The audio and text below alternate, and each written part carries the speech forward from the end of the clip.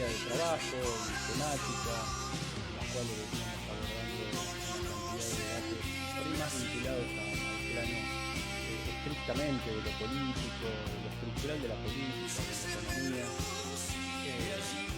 Pudimos desarrollar en este contexto, aún continuamos con una mejor flexibilización de estos días, que lo podemos decir así, ya más de 50 días, de lo que se denomina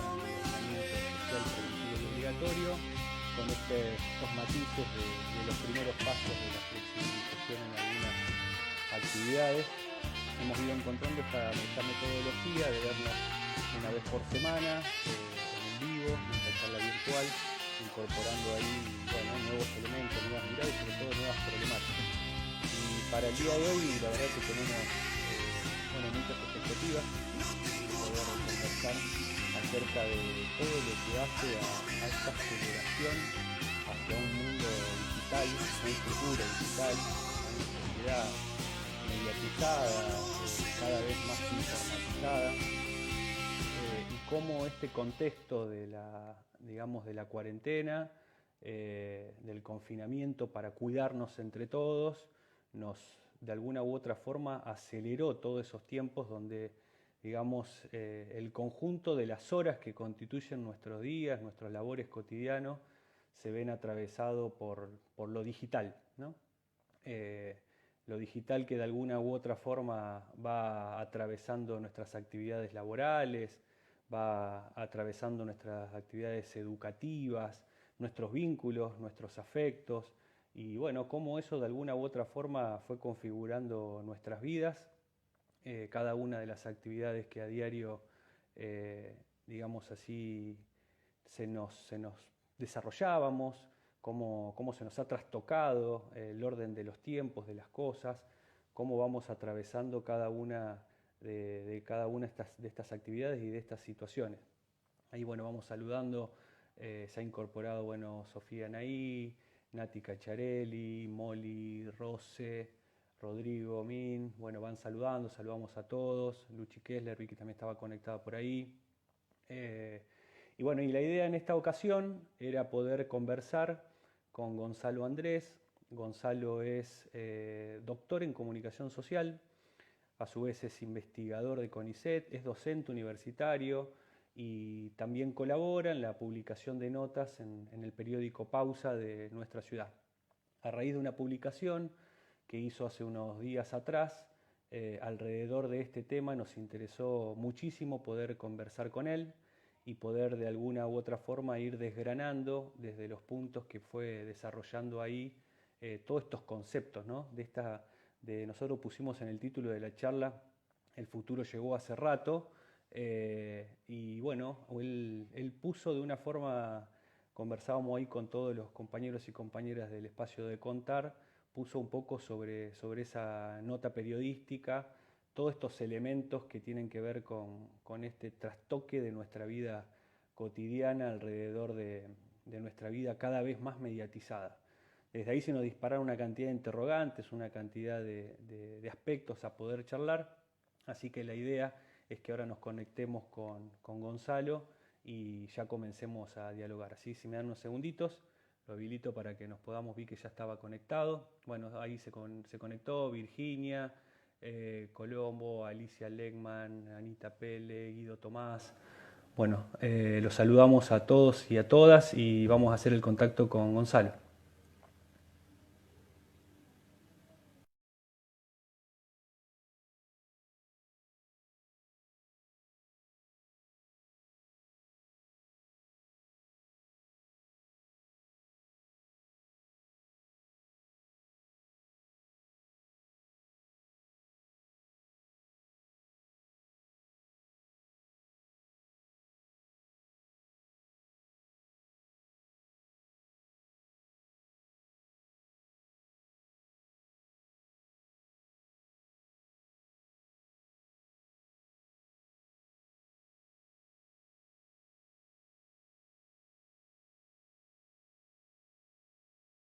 Amigos y amigas que nos siguen semanalmente en este segmento, estas charlas virtuales, esta metodología que tanto tiene que ver con lo central de lo que vamos a conversar hoy.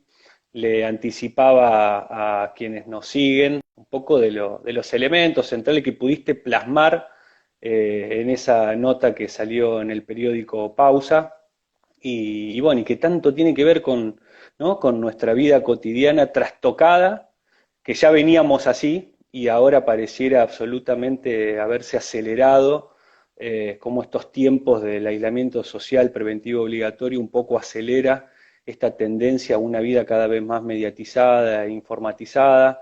Así que un poco por ahí, quizás para que arranquemos, si te parece, esto que nosotros poníamos como título, como presentación, planteártelo como pregunta. ¿Es así? ¿Se aceleraron todos esos tiempos? ¿Cómo lo ves vos?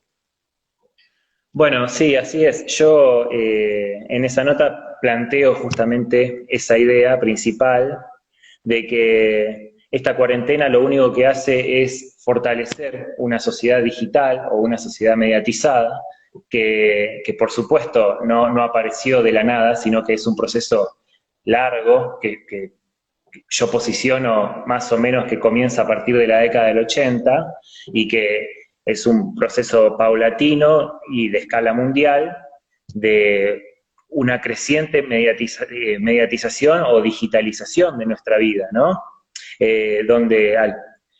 Donde el uso de computadora y de celulares conectados a Internet se han vuelto como el eje vertebrador de nuestra vida social, ¿no? Y ya hace un tiempo que eso venía sucediendo, por supuesto.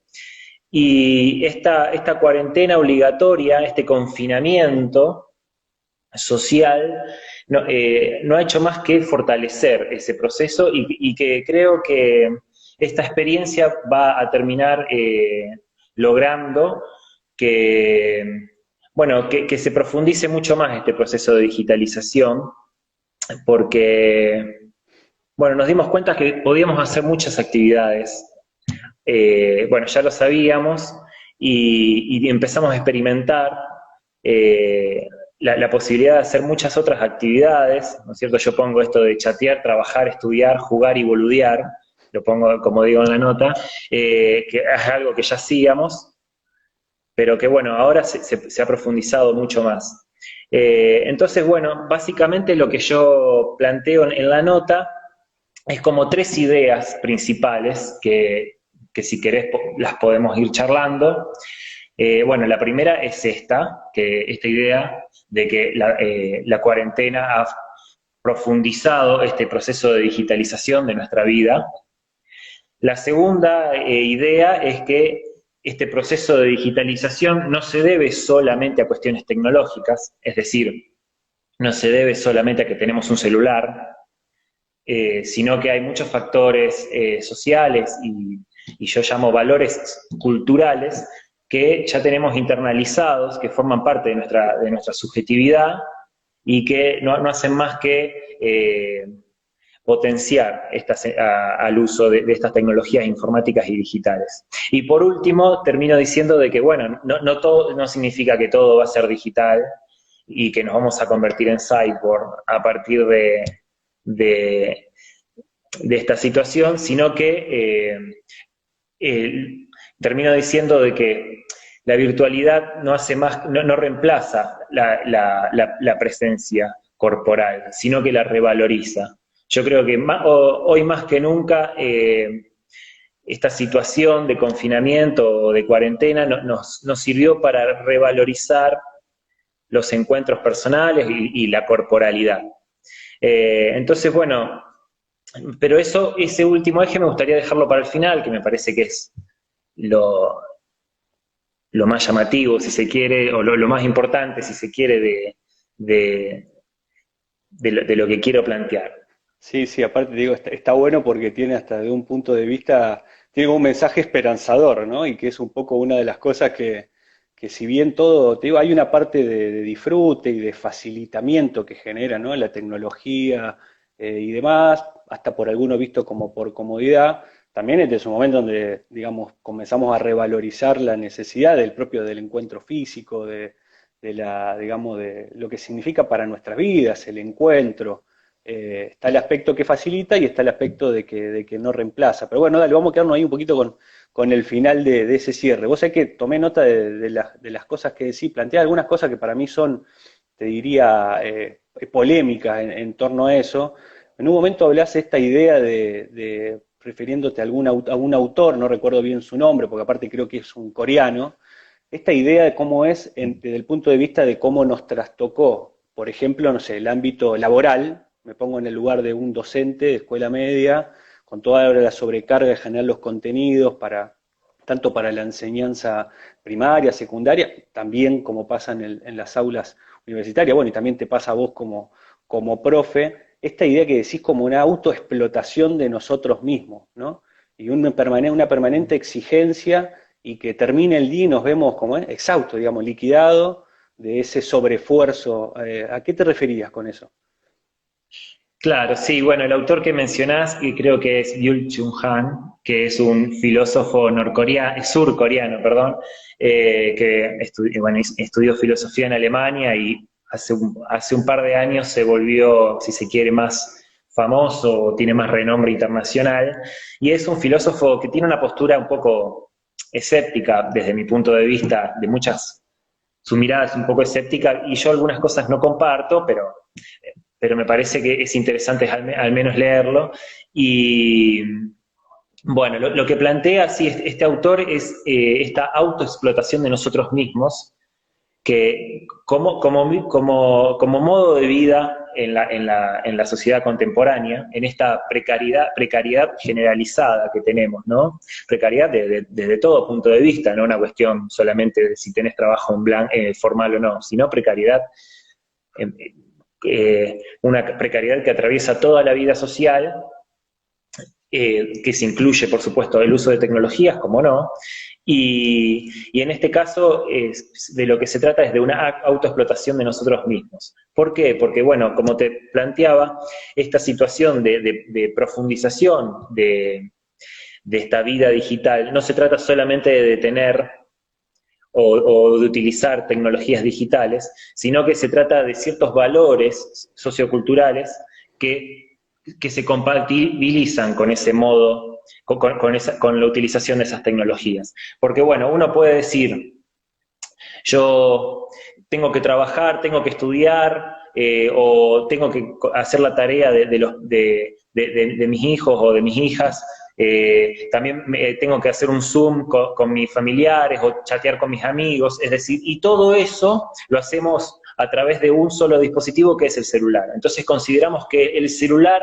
es el que nos otorga esta sensación de agobio o de hacer todo por el celular y como que nos sobrepasa. Cuando en realidad lo que este autor plantea, y yo lo retomo, es que nosotros mismos nos posicionamos en ese lugar. Por ejemplo, cuando surgió el 20 de marzo, de manera casi intempestiva, surge esta cuarentena obligatoria, se planteó esto de, puedo hacer más cosas, ahora que me quedo en mi casa puedo hacer más cosas, voy a ver más series, voy a hacer más actividad física, voy a estudiar más, voy a leer más libros, voy a chatear más con mis amigos, ¿no? Y quiero hacer énfasis en este más, ¿no? En esto de que voy a cocinar más, voy a publicar más en las redes sociales.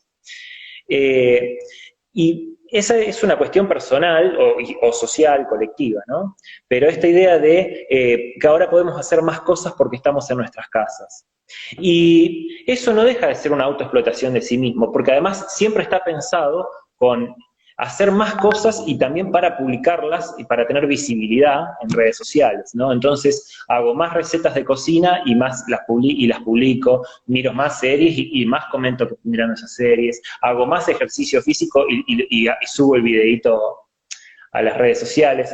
Bueno, es decir, es la posibilidad de publicar en redes sociales y la posibilidad de estar de comunicarnos de manera instantánea con otros, se mixtura o se junta con esta autoexplotación de nosotros mismos, de esta necesidad, no es de que puedo hacer más cosas, sino que debo hacer más cosas, porque de esa manera estoy aprovechando más el tiempo, y tengo más cosas, y puedo hacer más cosas. Entonces, bueno, y eso me parece que nos ha dado, bueno, eso sumado a la cuestión de, eso por un lado. Por otro lado, se suma la cuestión de querer hacer como si nada, como si esta situación, seguir en una normalidad, como si esto fuese una excepción, pero podemos seguir adelante a través del trabajo remoto, de la educación a distancia o de las videollamadas, y con eso podemos hacer como si todo fuese normal, ¿no? Y con el paso del tiempo de este confinamiento nos hemos dado cuenta de que no podemos hacer como si todo fuese normal, porque estamos en un momento excepcional, excepcionalmente histórico, ¿no? Está pasando algo que no es normal y es llamativo que querramos seguir haciendo como si fuese normal. Eso es algo que desde un comienzo me llamó la atención y además esto de, bueno, seguimos educando, ¿no? No vamos a la escuela, pero seguimos educando y de hecho es una consigna oficial, seguimos educando. No que sea no lo planteo como una crítica, si yo fuese gobernante quizás haría lo mismo, pero digo, pensemos esto, ¿no? De que, bueno, tenemos el imperativo de seguir como si esto fuese algo normal, entonces seguimos educando, seguimos trabajando y es difícil hacer como si nada sucede, porque esto trastocó todo y yo en una parte pongo esto de pasarse el día yendo de la cama al living, rememorando a Charly García, afecta nuestros vínculos sociales, pero también afecta nuestros sentimientos, nuestro estado de ánimos, incluso hasta nuestros deseos, ¿no? Sí, aparte, Y es un prospectivo, si se quiere, también. Y bueno, entonces la pregunta sería, ¿por qué hacer como si todo continúa igual? Porque efectivamente no continúa igual, ¿no? Entonces, bueno, eso, por un lado, esto de que queremos hacer que todo como si fuese normal y queremos mantener nuestras actividades, y por otro lado, esto de que, bueno, ahora como tengo más tiempo porque voy a estar en mi casa, voy a hacer más actividades. Entonces, estamos en un momento excepcional donde queremos continuar con nuestras rutinas habituales y al mismo tiempo queremos hacer más cosas. Y bueno, con el correr del tiempo hemos atravesado y sentido una sensación de agobio, me parece, una sensación de agobio personal y generalizada, ¿no? Yo, ¿cómo definiría esta cuarentena? Y como una sensación de agobio. Eso es lo que yo siento, por lo menos, y lo que muchos, me parece que, por lo menos con la gente con la que hablo, me plantean lo mismo. Es una sensación de agobio. sí, ahí te digo, mira, ahí estaba una seguidora, para que no se me vaya, Nati Cacciarelli, que decía esto, que no te quise interrumpir la idea, pero decía, en el discurso del capitalismo no hay lugar para la angustia, porque hay que ser feliz, estar siempre bien para producir, y todo esto que decís vos, termina el día y terminamos con una angustia y con un cansancio, y lo que me faltó y lo que no pude, y estuve aparte todo el día permanentemente conectado para cumplir con el compromiso laboral, o sea, con las actividades de cada uno, y digo, impactan la subjetividad de cada uno de nosotros. O sea, me parece que está buena esta idea como de que lo reconozcamos, que es así, que nos está pasando, y sobre todo, a ver, me parece que está bueno ir de frente contra esa idea de que todo sigue normal. No, no, hay un cambio muy grande que se nos ha presentado en nuestra vida, y en todo caso, a partir de ahí, cómo nos reordenamos, cómo nos reorganizamos, y también te diría cómo hacemos hasta un mejor uso, ¿no? de la tecnología, de los instrumentos que tenemos para poder tener otro tipo de productividad, digamos, ¿no? Que sea más placentero. Exactamente, sí, yo aclaro por las dudas de que, bueno, yo vengo trabajando estos temas hace mucho tiempo, hace casi 10 años que me dedico a esto y es cierto, y bueno, yo escribo más o menos de lo que más o menos conozco y justo se da con que esta proliferación de uso de tecnologías, que es un momento coyuntural, en parte se da con lo que yo vengo estudiando e investigando hace muchos años. Entonces, bueno, por supuesto que me llama la atención y lo pienso y lo repienso todo el tiempo. Y una de las cosas que yo intento todo el tiempo indagar desde hace bastante tiempo es que esto no es una cuestión tecnológica, ¿no? Bueno, en primer lugar, no se trata de que si la tecnología es buena o mala, ese es un debate que a mí no me interesa, sino que esta tecnología existe, está y va a ser así cada vez más, la utilización y su consolidación a nivel social, productiva, económica, política. Eh, entonces a mí ese debate de si esto está bueno o está malo, yo no es algo, sino que es algo que sucede y que me parece que hay cosas muy positivas. Yo creo que esta virtualidad nos ha servido también para revalorizar los vínculos, eh, bueno, y los contactos personales también van a ser revalorizados, corporales, presenciales, también van a ser revalorizados a partir de esta virtualidad exacerbada que nos impone la cuarentena. Gonzalo, Entonces, mira, bueno, no, te voy tomando, aparte están llegando desde preguntas por la compu que me están mandando por WhatsApp, aparte te digo, no dale, sé si te había comentado antes, pero estamos en simultáneo en Instagram y por el vivo de Facebook también de Contar, así que ajá, también por todos lados, pero te digo, ha disparado una cantidad de preguntas y demás con los primeros conceptos que fuiste tirando, pero bueno, una de las cuestiones me parece que por ahí va y que vos lo laburás en la nota, te diría, lo reformulaba así, decía, ¿qué impacto tendrá en el mundo del trabajo y en la composición orgánica del capital? ¿Cómo hacemos para que la superganancia de las corporaciones de las tecnologías queden en manos no queden en manos de unos pocos? Y esta idea, como diciendo, más tecnología va a significar más desempleo. Si esta es la tendencia como inevitable, todo esto se acelera, ¿no? ¿Eso tiene algún tipo de implicancia desde el punto de vista del mundo del trabajo, la pérdida de trabajo concreto, digamos? ¿Cómo lo ves eso? sí, bueno, A ver, te hago una respuesta que capaz que es un poco acá, académica, pero trato de ser sencillo, de simplificarlo. ¿Por qué esto se llama sociedad de la información? ¿Por qué algunos denominan que estamos en una sociedad de la información? Porque, bueno, por supuesto que a lo largo de la historia de la humanidad siempre hubo información y siempre nos comunicamos, ¿no es cierto? Es decir, de una manera genérica se puede decir toda sociedad es una sociedad de la información, sí, claro. Pero ¿por qué se denomina a la actual sociedad como sociedad de la información? Porque la información hoy no es un elemento más, sino que es el elemento que vertebra y dinamiza el capital. Es así. Y vertebra y dinamiza las relaciones sociales. Y la información y la informática, las tecnologías informáticas. Entonces, hoy nuestra vida social está atravesada por el uso del celular conectado a Internet. Y la producción también. Entonces, este proceso que comienza hacia fines de los 70 o comienzo de la década del 80, se fue profundizando, como dije al comienzo, y por supuesto, la idea, una de las ideas iniciales es avanzar en la automatización del trabajo, es decir, ir reemplazando el trabajo humano por ir automatizándolo a través de máquinas o diferentes cosas. Eso o a partir de la robótica, por ejemplo, de la informática o tecnologías electrónicas. Eso comenzó con el trabajo manual, ¿no? Y lentamente va también hacia el trabajo intelectual, más cognitivo, si se quiere, ¿no es cierto? Entonces, hoy la Big Data y el procesamiento de datos permite resolver muchos trabajos que antes hacían, por ejemplo, los trabajadores bancarios o los oficinistas, ¿no?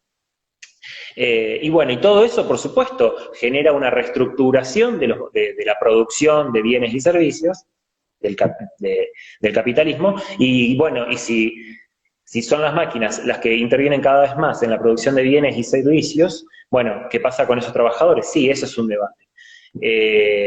Pero eso no significa que más tecnología genere más desempleo. Hay muchos trabajos, investigaciones ya desde mediados de los 90, en todo el mundo que vienen trabajando este tema, y esa es una de las conclusiones, que más tecnología no genera necesariamente, como consecuencia, más desempleo, sino que hay una reconfiguración del trabajo, es decir, lo que antes, una persona que antes se dedicaba a un determinado trabajo, hoy puede dedicarse a otro. ¿Por qué? Porque hay una reconfiguración del modo de la producción. Entonces, esta idea de que van a surgir nuevos trabajos o que nuevas habilidades, nuevas capacidades, en parte sí es así, funciona de esa manera. Y en todo caso, esta idea de que más tecnología genera más desempleo es una excusa para generar desempleo, una excusa por parte de ciertas empresas para generar desempleo o bajar salarios. Esa es como, hay varias investigaciones al respecto que plantean eso desde ese lugar. Entonces, me parece que si hay por ejemplo, en estos momentos en Estados Unidos se está hablando de que va a haber un desempleo por el tema de la situación mundial del coronavirus, va a haber un desempleo del 20%, de 20 puntos de desempleo. Eso no tiene nada que ver con lo tecnológico, es decir, va por otro lado, ¿no? Y después, con respecto a la concentración económica, bueno, siempre hubo concentración económica, lo que sí hay ahora es que se ha modificado y las grandes empresas que más cotizan en bolsa en Estados Unidos son las empresas, lo que yo llamo las corporaciones tech, ¿no? Esas corporaciones tecnológicas que son Google, Facebook, Amazon, Apple.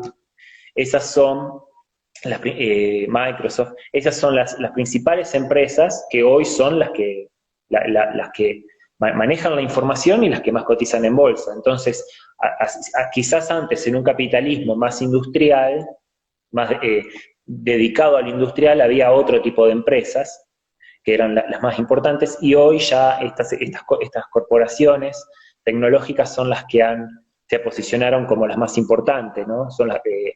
Y bueno, antes hubo concentración, ahora también, de otra manera se reconfigura, pero bueno, lo que sí también es para debatir cómo se cómo se controla el uso de la información a la cual acceden, ¿no es cierto? Porque utilizar redes sociales o, no sé, tecnología Android en un celular, por decirlo, es brindar datos personales a estas empresas, y bueno, lo que hay que ver es cómo se maneja la privacidad de los datos y que no sean utilizados para, bueno, para venderlos o para comercializarlos, ¿no?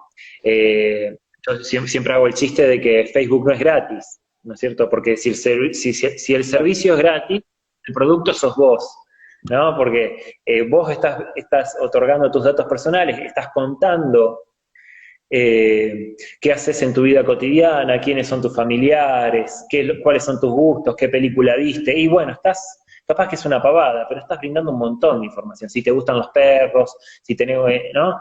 Entonces, estás brindando un montón de información, que todo eso luego, esto ya se sabe, no estoy diciendo nada nuevo, Sí, sí. y todo eso luego se traduce en la venta de publicidad, ¿no? Uno googlea licuadora, quiero comprar una licuadora, y automáticamente en Facebook te aparece comprar la licuadora. Eso nos ha pasado a todo el mundo, ¿no? No estoy diciendo nada nuevo, pero bueno, Claro. en todo caso, lo que quiero decir es que la discusión puede ser, y que creo que la Unión Europea es la que más ha avanzado en ese sentido, la discusión puede ser cómo se regula este uso de los datos personales por parte de estas empresas. Mira, me parece que con este tema, sobre todo el impacto en el mundo del trabajo, da para una charla en sí misma, porque aparte, te digo, es una de las preocupaciones en diálogo con un referente del mundo del trabajo, sindical y demás. Digo que ese es todo un tema que está bueno para pensarlo más adelante. Ahora se nos acelera todo, pero digo, está bueno como para parar bien la pelota y analizar toda la dimensión del impacto que va a tener. Y lo otro que me quedo es que también en el medio de este contexto hay grandes ganadores alrededor de lo que implica, ¿no?, el superuso de todas las metodologías informativas, los portales, bueno, todo, lo fuiste nombrando uno por uno, son los grandes ganadores de este contexto. Pero te digo, si te parece, vamos haciendo como algunos separadores, porque ya tengo como 3 temas más. Ahí escribe. Emanuel nos escribe acá directo por Instagram: para trabajar con tecnología el empleador requiere capacitación. ¿Qué pasa con quienes no acceden a esas capacitaciones, que en gran medida no son gratuitas? Y está un poco conectada a lo que también me escribían por otro lado, con esta idea que vos lo mencionás, lo de la brecha tecnológica, ¿no? Este es un contexto, como nosotros decíamos desde el inicio y en otros temas que abordamos en charla, la pandemia no vino a hacer otra cosa más que a visibilizar o a exponer abiertamente las tremendas desigualdades, y a partir de ahí las desigualdades en la sociedad, para poder sobreponerse a esa situación o la imposibilidad de tener condiciones para poder quedarse en casa de una forma segura. Yendo a la cuestión de las tecnologías y demás, ¿cómo es este aspecto? ¿Cómo lo ves? Lo que significa la desigualdad en el acceso, la desigualdad en el conocimiento o en las técnicas para poder ser parte. Sí, bueno, esta pandemia no inventó nada, lo que hace es profundizar procesos, así como ya la digitalización de la vida ya venía, y lo que hace es profundizarlo, lo mismo que había desigualdades sociales y económicas y tecnológicas antes de la pandemia, y lo que hace esta situación es profundizarlas. Entonces, bueno, cuando cada vez más nuestra vida se estructura, nuestra vida cotidiana, laboral, educativa, cultural, se vincula o se estructura cada vez más a partir del uso de una computadora o un celular, el que no accede a eso, y sí, se queda afuera. Eso es un gran problema. Y lo que hace esta situación es visibilizarlo mucho más. ¿Cómo vamos a seguir educando si de manera virtual o a distancia, si hay personas, tanto estudiantes como docentes, que no tienen una computadora o no tienen buena conexión a internet, o tienen una computadora familiar que comparten con muchas personas? Y claro, eso es un grave problema que hay que resolver. Y bueno, más que eso, yo creo que lo visibiliza. ¿Y cómo se puede resolver? Bueno, En términos educativos, por ejemplo, el Estado Nacional empezó a relanzar el programa Conectar Igualdad con muchas notebooks que habían quedado rezagadas o guardadas en galpones que no habían sido entregadas durante el año 2018 y 2019. Y bueno, a fin de esto, de paliar esta situación, ¿no? Y hablo de paliar esta situación. Y bueno, y lo mismo con otras personas que han intentado, o estados provinciales que han intentado también brindar ayuda a partir de otorgar diferentes computadoras a los estudiantes o a los docentes. Y también hay que ver la cuestión de no solamente tener o no tener una tecnología, que es clave, porque si no te quedas afuera, sino también es cómo lo vamos a utilizar, ¿no? Me parece que ahí es el tema, la gran problemática que se les presentó a los docentes. Es, yo sé dar clases de manera presencial, con tiza y pizarrón, pero esta situación me desborda, no la puedo afrontar, porque es diferente. Porque claro, es otra tecnología, por lo tanto es otro entorno y otro lenguaje, ¿no?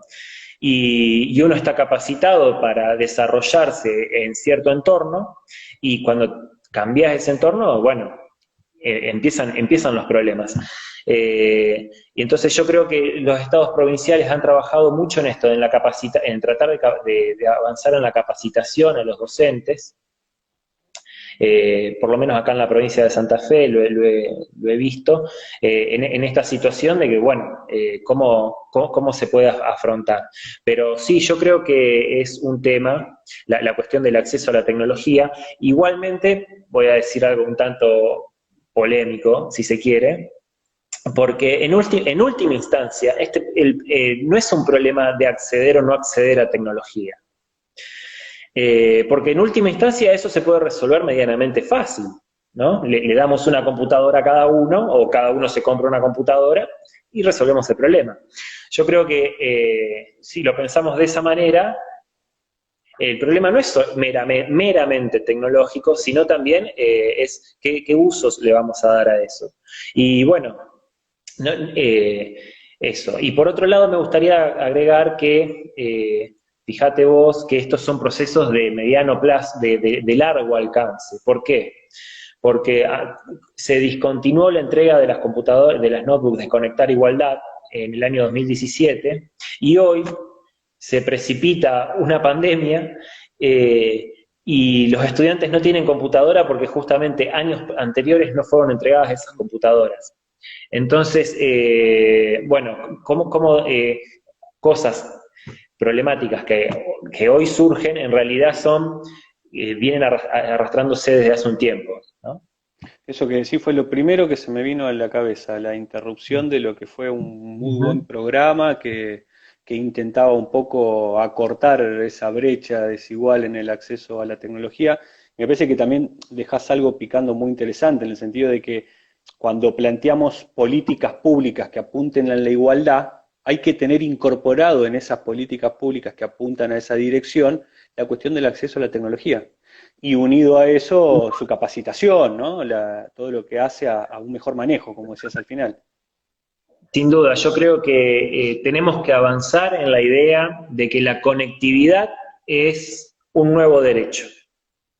Tenemos salud, educación, seguridad y conectividad. Hoy no podemos pensar la vida social o una ciudadanía o el ejercicio de la ciudadanía sin tener seguridad, sin tener educación, sin acceder a la salud y también sin tener conectividad. Si no tenés eso, no es una ciudadanía plena, un ejercicio ciudadano pleno o una vida socialmente plena. Entonces yo creo que hoy tenemos que pensar en otro tipo de derechos, que es esto, el acceso a la tecnología y la conectividad como un derecho también muy importante y como un elemento clave para tener en cuenta en el diseño de las políticas públicas, sin dudas. Ahí nos aportaba un amigo de que el Ministerio de Educación de la Nación, salió una información, Nicolás Trota, habla pero de algo que uno podría decir, o por lo menos va a generar, entiendo ya malestar, sobre todo en los docentes, créditos para que puedan acceder a materiales informáticos, con lo cual vos decís, encima que se me trastoca toda esta vida, tengo que endeudarme con un crédito, ¿no? Para poder estar a la altura de las circunstancias de sostener una educación virtual. Sí, es un problema, es un problema. Y bueno, pero sí, es un problema de difícil resolución en tan poco tiempo, ¿no? Claro, Esto claro. de, Esto bueno, aceleró todo. tengo que comprar la computadora ya.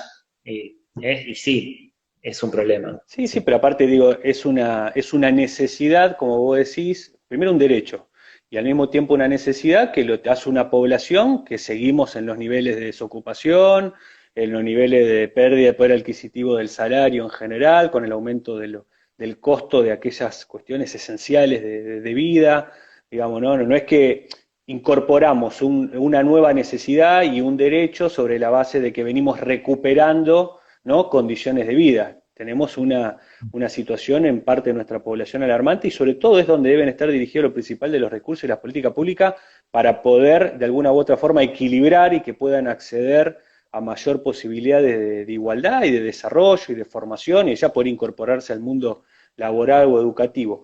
Mira, hablamos muchas veces del tema de educación y vos hablás de que estamos en la nota, hablás de que estamos en una educación virtual forzada, ¿no? Si bien algunas cositas fuimos charlando en este recorrido, ¿qué opinión tenés más en general? Porque uno, digamos, yo no estoy hoy en una relación ni de docente ni de alumno, pero uno ve con preocupación, primero, o sea, uno pierde la riqueza de lo que significa estar en el aula, el compartir, me imagino, no sé, un profe mirando el celular o mirando la cámara ¿no? Mirando la cámara de la compu, hablando 2 horas, y vos decís del otro lado no tenés un gesto, no tenés viste, no sabés ni lo que está diciendo, el alumno dice no entendieron nada, y a veces pasa del otro lado del alumno, ves que el docente avanza de una forma y decís, quiero frenarlo para ver cómo volvemos sobre un tema, digo, eso lo veo como desde este lugar, con una preocupación. ¿Cómo lo vas viendo vos? ¿Cómo lo vas transitando vos? Y después, sobre la base que uno venía ya con críticas en la educación presencial, con esa tendencia permanente y contigo con mayor preocupación en las universidades, con la desvinculación con la práctica y con la realidad social cotidiana y con la propia práctica, esa práctica que implica, ¿no? El poner en juego los conocimientos, sea la carrera que uno haya elegido, para poder apuntar de alguna forma a transformar esa realidad. ¿Cómo lo ves? ¿Cómo lo analizás? Ya que ahí lo abordás también en la nota. Sí, yo hablo de una virtualización forzosa, ¿no? Hablo de una educación virtual forzada, porque seguro que a comienzos de año ningún docente pensaba, bueno, ahora voy a migrar todas mis clases a la virtualidad, ¿no? Nadie en enero decía eso. Se me ocurrió una idea, ahora voy a pasarme a Google Classroom y no voy más a la escuela. Ni ningún docente pensaba eso, lo supongo. Entonces esto, bueno, es precipitado y diría espontáneo, ¿no? Porque surge y bueno, tenemos que resolverlo. Y seguramente por eso, como no estaba planificado previamente, seguramente si hubiese estado planificado esta educación virtual o a distancia podría haber sido mucho mejor, ¿no? Tanto para los estudiantes como para los docentes. Yo creo que tanto los estudiantes como los docentes están sufriendo, si se quiere, esta situación, donde se intenta esto de seguimos educando, seguimos haciendo como si nada sucede, ¿no?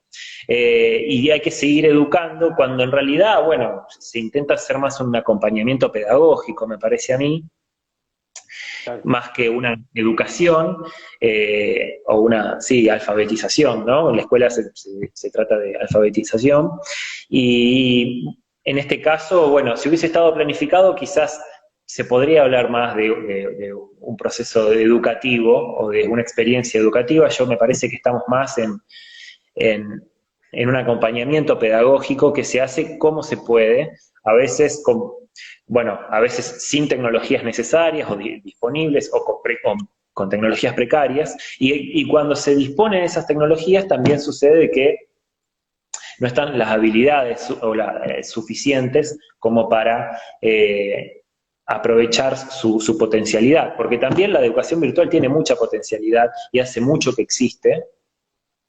Y nosotros, a ver, cualquiera ha visto, por supuesto que no es lo mismo, no estoy comparando, pero te doy un ejemplo. Cualquiera ha visto un tutorial de YouTube, ¿no? Entonces, uno tiene una idea de lo que se trata esto de acceder a cierto conocimiento, a cierta información, a través de un tutorial de YouTube. Entonces, eso existe hace mucho tiempo y todos alguna vez hemos tenido la experiencia de verlo.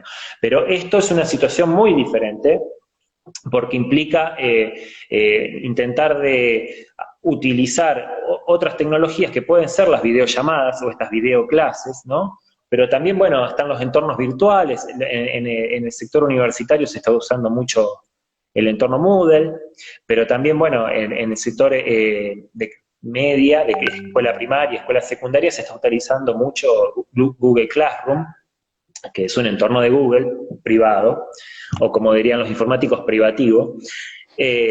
Bueno, y ahí también hay un tema, pero bueno, sí, yo creo que como no se sabe, avanzo con la idea, como no se sabe cómo abordarlo, porque no era algo que estaba planificado, se intenta resolver cómo se puede, y a veces, y ahí parece que ahí está el error, porque uno intenta replicar la experiencia de la presencialidad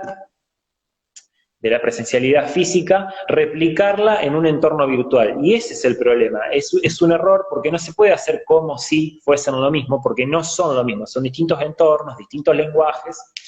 Y eso me parece que al intentar replicar esta presencialidad física, no hace más que avanzar en esto de dar trabajos prácticos para hacer. Yo hablo en la nota de este síndrome de tareitis, ¿no? Esto de que vamos a hacer trabajos prácticos, esto se trata de trabajos prácticos y plazos de entrega. Me haces un trabajo práctico, te lo devuelvo, me lo devolvés, lo corrijo y hacemos otro, y así. Y avanza, y es una vorágine y difícil de parar, ¿no? Y que desborda tanto a los estudiantes como a los docentes, ¿no?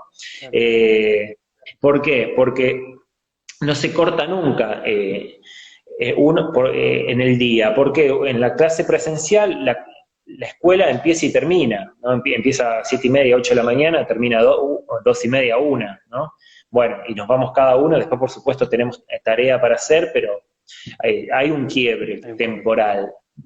Claro, en cambio ahora no, es como que todo el tiempo respondo consultas, avanzo, bueno, y lo mismo pasa con los estudiantes, tengo más trabajos prácticos para hacer, me siento más estresado, tengo que hacer como si fuese normal, ¿no? Vuelvo siempre a la idea, y no lo es. Entonces, es un problema tanto para los docentes como para los estudiantes, como para las madres y los padres. Y ni hablar si es un docente y madre o padre a la vez, es por demás. Entonces, me parece que esa cantidad, este momento histórico, excepcionalmente histórico, que nos puede servir para repensarnos como sociedad y repensarnos a nosotros mismos, y en lugar de hacer de eso, estamos en esta vorágine de autoexplotación de nosotros mismos, de hacer cada vez más cosas, y más tareas, más trabajos prácticos y corregir más, ¿no? Como si educar fuese hacer trabajos prácticos, ¿no? Y bueno, yo creo que ese es el problema cuando se intenta, cuando no se sabe cómo resolver esta virtualidad forzada y se intenta replicar la presencialidad física ante el aula con los entornos virtuales. Yo creo que también esta situación tiene algo positivo, que es que ha llevado a los docentes y a los estudiantes a repensar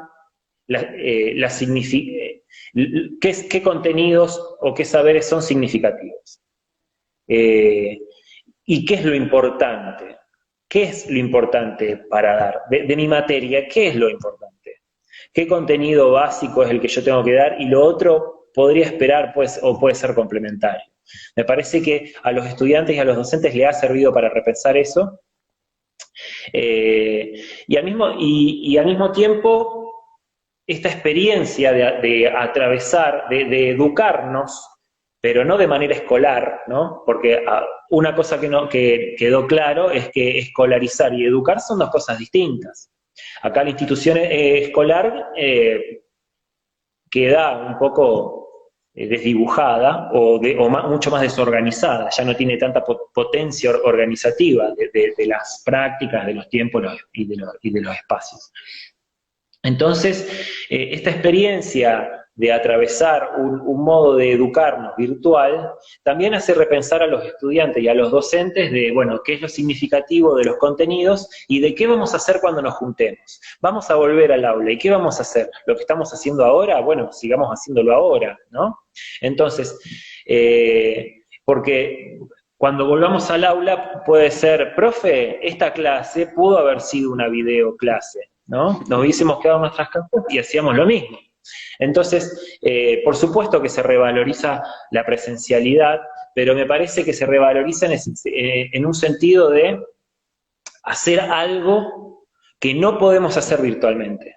Nos juntamos para tener una experiencia significativa que la virtualidad no otorga.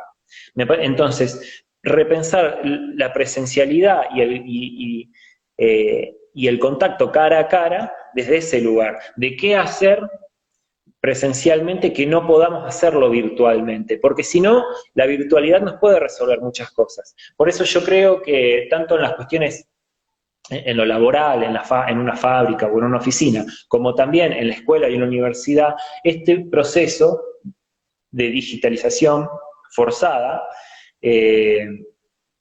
va a hacer repensar muchas cuestiones, ¿no? Muchas reuniones pueden ser un mail, y muchas clases pueden ser una videoclase, o muchos trámites que hacemos en el Estado pueden ser de manera digital, ¿no? O en el banco, ¿no? O bueno, hoy el home banking se impuso muy fuertemente, ¿eh? Entonces, muchas cosas, muchas actividades que nosotros podíamos hacer presencialmente, ahora nos estamos dando cuenta que en realidad podrían haber sido virtuales y también estaban bien, ¿no? Entonces, yo creo que esta experiencia, para redondear, esta experiencia de virtualidad, tanto en el ámbito laboral como en el ámbito educativo, nos va a hacer repensar qué contenidos son significativos y qué vamos a hacer cuando volvamos. Si vamos a hacer lo mismo que estamos haciendo en la virtualidad, ¿para qué volver? Volvemos para revalorizar la presencialidad y para hacer actividades o cosas que no podemos hacer en la virtualidad. Entonces esto va a resignificar, me parece, la presencia física, la corporalidad. Está muy bueno porque queda planteado ese desafío de cómo se profundiza y cómo se mejora el conocimiento como una práctica, aparte en esa relación, ¿no? Estudiante-docente y en ese vínculo de aprendizaje. Mira, Gonzalo, te digo, aparte así te dejamos tomar un poco de aire. Ahí nos escribe Nati Kessler que en la universidad estamos atravesando un debate sobre si es posible educar y transmitir conocimiento a través de una pantalla. Nos escriben gente de la escuela secundaria de Arroyo Aguiar, que son parte de las autoridades de la escuela. Dicen que los pisos tecnológicos fueron instalados, pero no todos funcionan.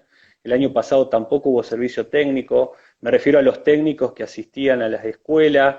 Bueno, y se siguieron conectando y conectando, excelente, si tendríamos esa capacidad de parar y repensar cómo seguir, se podría haber planificado mínimamente o unificado criterios, dice Andrea Rossi. Nati Cacciarelli vuelve a opinar, es interesante lo que plantea Gonzalo de que no se puede homologar a la educación presencial a la virtual, como si fuese lo mismo con la misma lógica. Bueno, o sea, como verás, se abrieron muchas discusiones, pero acá tenemos un problema, Gonzalo, que esto tiene 59 minutos. Entonces estamos en los últimos, nos quedan los últimos 8 minutos y me parece muy bueno ir llegando como al cierre de la charla virtual, un poco con ese cierre que propones en la nota que escribís en pausa sobre esta idea, ¿no? Del futuro virtual, y le pones entre paréntesis y corporal, y que uno no reemplaza al otro, y que revalorizamos también mucho de lo físico, del encuentro, de los vínculos. A ver si nos metemos un poco en la recta final en ese tema, ¿te parece? Dale, bueno, sí, sí, en parte viene conectado a lo que venía diciendo anteriormente, porque está esta idea, ¿no? A veces de sentido común, bastante generalizada, de que, bueno, que lo virtual reemplaza la corporalidad o la presencia física. Y yo creo que ahora, más que nunca, nos dimos cuenta de que eso no es así. Yo creo que hay que pensar la virtualidad como la posibilidad de hacer actividades que lo presencial no nos permite y viceversa, pensar la presencialidad para hacer actividades que la virtualidad no permite. Entonces yo pienso más en la complementariedad de estos espacios, que no dejan de ser un único espacio, ¿no? Si se quiere, vivimos en un contexto, en un mundo que es físico y virtual a la vez, y estamos atravesados por prácticas que son cara a cara y virtualmente. Chateamos con amigos mientras estamos con nuestros hijos, o estamos con nuestros padres y chateamos con amigos, o respondemos un mail. Es decir, todo sucede, lo online y lo offline no está diferenciado. Ya no estaba antes, y mucho menos ahora, ¿no? Y donde lo online, en este contexto, está mucho más exacerbado. Entonces, yo creo que así como... A ver, lo digo muy rápidamente, pero más o menos hay instituciones que estructuraron la vida de las personas durante la era moderna. Por simplificar mucho, desde 1750 hasta 1950, ¿no? Por simplificar mucho, que es una era de la modernidad, había instituciones que estructuraban la vida de las personas. El hospital, cuando nacés, después vas a la escuela, después vas a la fábrica, o en todo caso vas a la cárcel o al hospital psiquiátrico, y luego volvés al hospital cuando estás enfermo. Bueno, esas instituciones que han estructurado la vida durante 3 siglos, o supongamos, de la vida de las personas, están en crisis ya hace mucho tiempo, ¿no? Esto no inventa nada. Desde la década del 60, 70, que la fábrica está en crisis, la escuela está en crisis, la cárcel actualmente está en crisis, los hospitales psiquiátricos están en crisis. De hecho, en Argentina hay una ley de desmanicomialización, ¿no? De esto de pensar cómo la gente que está internada ahí, en esos espacios, pueda salir y reinsertarse o vivir lo mejor que pueda. Pero por fuera de esas instituciones. Entonces, esta crisis de las instituciones, donde ahí también está la escuela está en crisis hace mucho tiempo, y esta virtualización forzosa no hace más que exponerla mucho más, porque educar no es escolarizar. Entonces, bueno, yo creo que toda esta virtualidad vuelve a poner mucho más en crisis estas instituciones, que ya lo estaban y ahora mucho más. Entonces, pensar a los encuentros virtuales, a los encuentros corporales, presenciales, dentro de un espacio, de una institución, hoy ya no va a ser posible. ¿Por qué? Porque la corporalidad hoy es un problema. El otro es un potencial transmisor de un virus que no tiene cura. Bueno, algunos se curaron, pero es algo que no sabemos muy bien cómo se cura, ¿no? Entonces, el otro es un problema, la corporalidad hoy es un problema. Por lo tanto, la virtualidad aparece como suplemento de esa corporalidad, ¿no? Pero eso no hace más que exacerbar nuestras ganas de estar con otros. Eso es lo que me parece que hay que pensar. Por eso digo que la virtualidad no reemplaza la corporalidad, sino que la revaloriza y la complementa. Y no hace más que pensar que, y ahora lo vinculo con lo que venía hablando de las instituciones, esto de juntarnos en un espacio físico, en una escuela, o en una fábrica, o en una oficina, entra en crisis mucho más, porque no podemos estar con otros. Ya esas instituciones antes estaban en crisis y ahora mucho más. Entonces yo creo que los encuentros personales, más que necesidades institucionales, ¿no? Porque muchas reuniones pueden ser un mail, o muchas clases pueden ser una videoclase, entonces la corporalidad no se va a presentar como una necesidad institucional, sino como un deseo personal y colectivo. Yo creo que es el deseo o una necesidad individual lo que va a motorizar el encuentro con otros. En un contexto donde, por lo menos en corto y mediano plazo, el encuentro con otros es un problema. El otro es un potencial transmisor del virus, ¿no? Vuelvo a esta idea. Entonces, cuando la corporalidad es un problema, vamos a decidir o pensar bien con quién juntarnos o con quién no, y con quién podemos hacer encuentros o vínculos virtuales, y que también están bien los vínculos virtuales. Entonces, esta instancia que estamos teniendo acá no está tan mal, me parece. No sé cómo se verá del otro lado, pero me parece que también, ¿no? Pensar esto que podemos hacer, por ejemplo, podemos hacer actividades presenciales y también podemos hacer vivos los miércoles a las 7 de la tarde. Y pueden funcionar igual, cada uno con su objetivo y cada uno con su determinado participantes. Pero se pueden complementar. Pero uno va a pensar bien va a repensar y revalorizar con quiénes estar juntos y con quién encontrarse, ¿no? Estas ganas de estar con tus viejos o ver a tus amigos, ¿no? Porque esta idea de, bueno, hacemos un encuentro virtual con amigos, bueno, hacemos una videollamada, cada uno está en la casa tomando birra y charlamos, qué sé yo, esas situaciones pueden ser divertidas, pero son un tanto bizarras, ¿no? Cada uno en la casa tomando cerveza. No es lo mismo que estar en un bar. Está mucho mejor estar en un bar con tus amigos que estar haciendo una videollamada y tomar una lata de cerveza en tu casa. No es lo mismo.